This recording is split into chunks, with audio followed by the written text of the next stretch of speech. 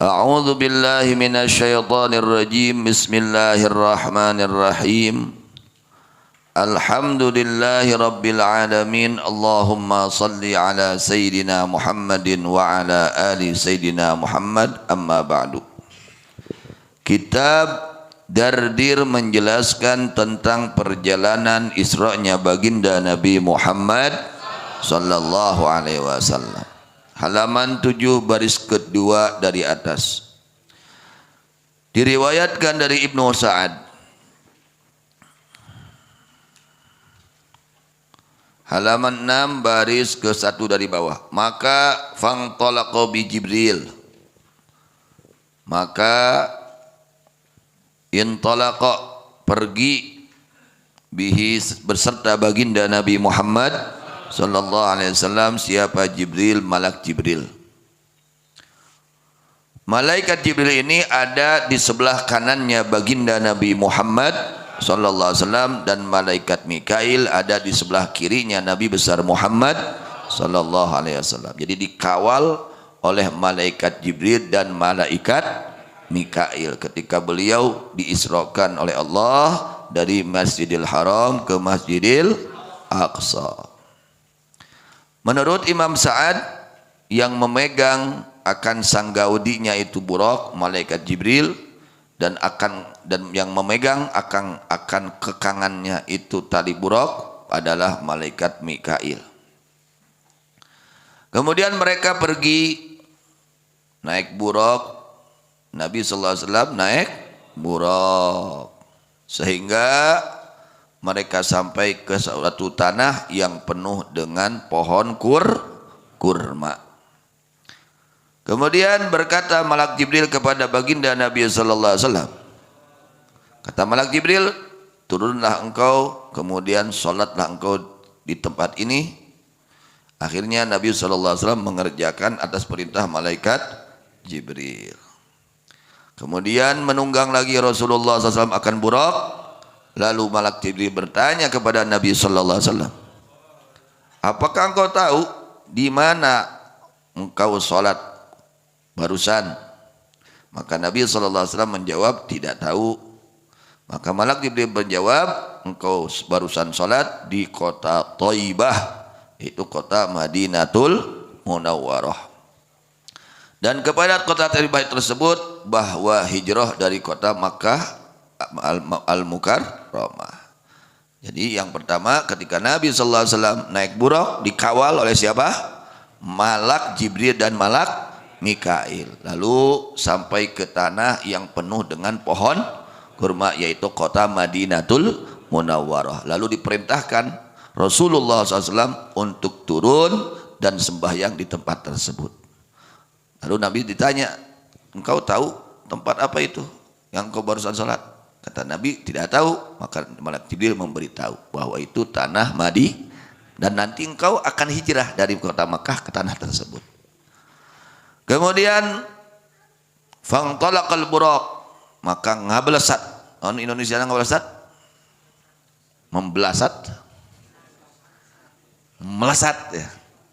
Akhirnya Nabi sallallahu alaihi wasallam nunggang Buraq ya sampai itu Buraq kepada tempat yang ia lihat. Satungtung dele, jadi sako cepat gitulah. Ya, Buraq seperti kilat, cepatnya itu seperti kilat, sako cepat.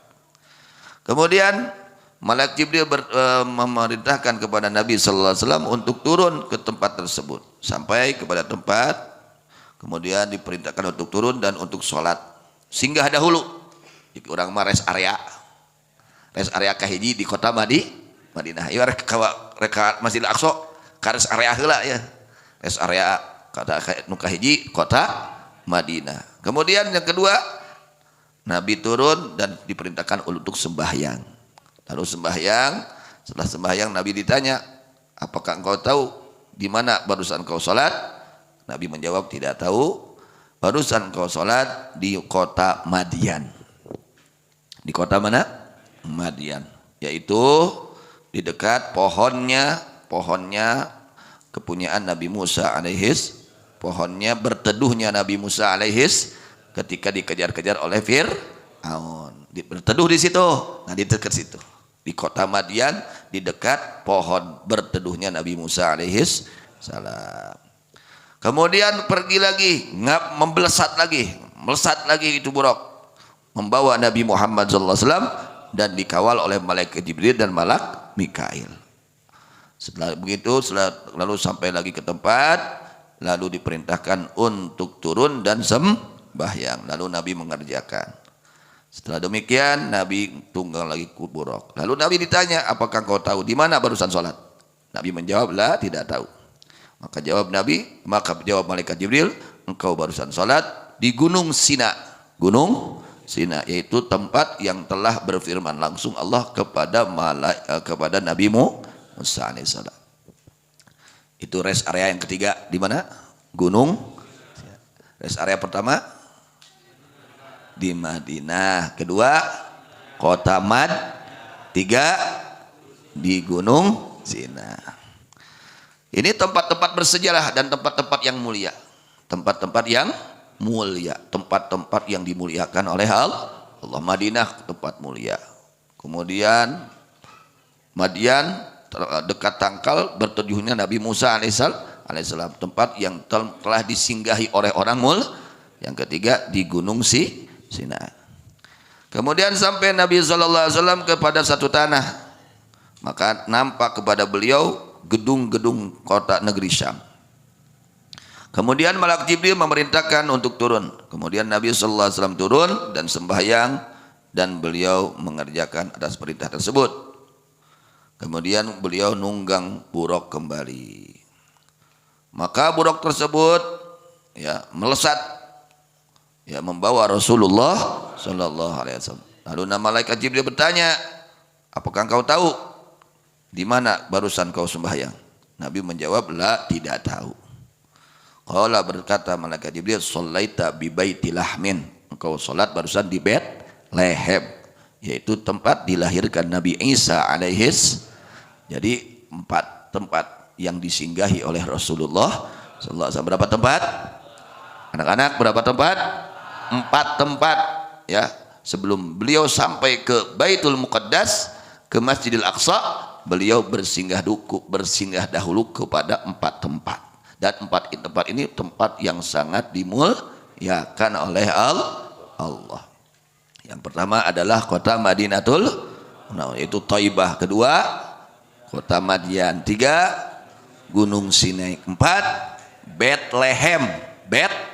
Yaitu tempat yang dilahirkan padanya Nabi Allah Isa alaihissalam. Ulama menyimpulkan di dalam kejadian ini ada nuktah faidah, isyarah. Isyarah apa? Ila tabarruk bi atharis shalihin. Mengambil berkah tapak tilasnya orang-orang Jadi kalau kita nih pergi ke mana, lalu ada tempat orang soleh, duduk situ, ngambil berkah, baca doa, itu, sholat, itu harusnya. Ini dicontohkan langsung oleh Rasulullah sallallahu alaihi wasallam. Jadi kanjeng Nabi teh tabarruk. Ini dalil tabarruk, salah satu dalil mengambil keberkahan dengan tapak tilasnya orang-orang soleh. Harus itu. Jadi kalau kita singgah ke masjid, ini masjid yang bangunnya orang soleh, ke situ dulu, sembahyang, berdoa di situ, mengambil keberkahan. Ada pesantren orang soleh, nimpang dulu di situ, ya. Ada tempat orang-orang soleh, di situ dulu, nimpang dulu, ya. Yang dicontohkan langsung oleh Rasulullah sallallahu alaihi wasallam atas perintah malaikat Jibril. Kemudian ketika beliau pergi menunggang buruk, kaget beliau tiba-tiba melihat Ifrit. Ifrit turunan Jurig, turunan kada bisa ya Ifrit. Turunan Jurig minal jin, anak turunan Jurig. Ini Ifrit, dia mengejar-ngejar Rasulullah sallallahu alaihi wasallam sambil membawa sumbuk, membawa obor, mengejar-ngejar Rasulullah SAW. Setiap Rasul melihat, waduh, dia itu melotot, seorang-orang marah kepada Rasulullah sallallahu alaihi wasallam. Ifrit ini huwa al-adi al-khabis minal jin, yang memusuhi, yang sangat jelek dari bangsa jin. yang merusak, yang ibrit, yang sangat memusuhi, yang jelek dari bangsa jin. Kemudian ketika demikian, Malak Jibril berkata kepada Rasulullah sallallahu alaihi wasallam, apakah tidak aku beritahu, ajarkan kepada engkau kalimat-kalimat yang kau baca. Jika kau baca itu kalimat, maka akan padam itu apa, apinya ibrit, dan ibrit akan jatuh, tersungkur mulutnya, itu bakal cilaka we ibrit teh, ruksak we itu. Ieu jampe pangusir jurig panyinglar setan. Pangusir jurig panyinglar efek teh urang nu eta kajurigan teh. Oh baca ieu ku urang. Ngarah teu kaasupan jurig. Kumaha nu kaasupan jurig teh? Mung ibadah. Di mana urang bung ibadah resep kana doraka keur kaasupan jurig teh. Tah ieu baca kieu. Nah diajarkeun ieu nya, ieu doa panyinglar setan, pangusir jurig. Doa naon? Panyinglar setan, pangusir jurig. Sing apalnya? Ngara urang teu kaasupan jurig ya. Jelema cirik jelema kaasupan jurig teh teu daek ibadah. Di mana urang teu daek ibadah teh keur kaasupan jurig ya. Da ieu doana. Bismillahirrahmanirrahim. Doa pangusir jurig, panyinglar setan. A'udzu biwajhillahil karim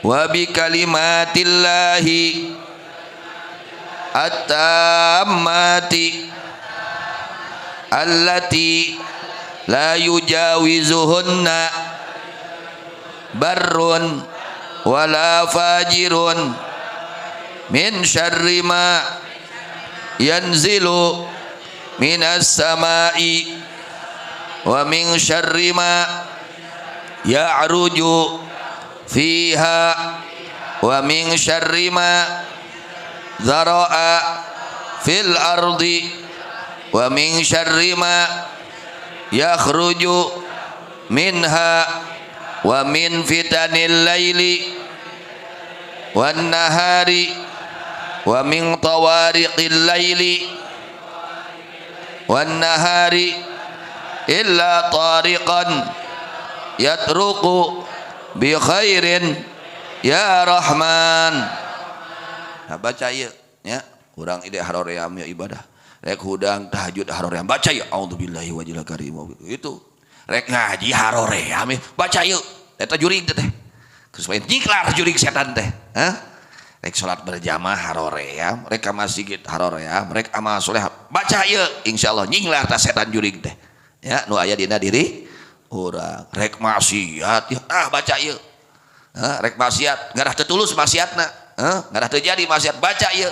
Tadi santri aduh teu betah baca ieu tah ngarah betah di pasantren. Hayang balik baca ieu. Kedul ieu kedul baca ieu. Da kedul teh pangaruh tina kasupan jurig tah eta. Ya, ieu doa pangusir jurig panyinglar setan. Kahartos aoskeun dia. Pek teh budak urang ieu kasupan jurig ieu, bedegong baca ieu budak teh. Ya, dina taarna, dina umun baca. A'udzubillahil azim, a'udzu biwajhillahil karim gitu. Pamajikan pek kasupan jurig baca atau pamajikan urang teh. Efek salah kira teh. Kasupan jurig kabeh nya. Ibadah mung, ibadahnya teu paboro-boro aya kana maksiat paboro-boro teh eta jelema kasupan orang-orang yang kesurupan.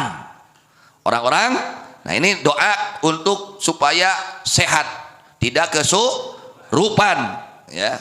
Keun nyinglarkeun jurig jeung nyinglarkeun setan. Baca ini dengan khusyuk. A'udzu biwajhillahil karim wa bi kalimatillahi tammatil lati la yujawizuna barrun wala fajirun wa min syarri ma yanzilu minas sama min syarri ma ya'ruju fiha min syarri ma dharra fil ardi min syarri ma yakhruju minha wa min fitanil laili wan nahar wa min tawariqil laili wan nahar illa tariqan yatruku bi khairin ya rahman. Duh tunduh ieu keur ngaji deh baca eta tah jurig teh.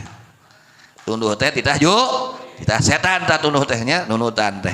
keur ngaji nunutan kahayang setan katanya tak kurang baca ya keur nyinglarkeun jurig supaya urang teu nuturkeun teu katepaan kalakuan jurig jeung setan. Ketika dibacakan doa ini saat itu juga fangkabbali fihi wa tafiat syu'latu, akhirnya itu ifrit ya nyungsep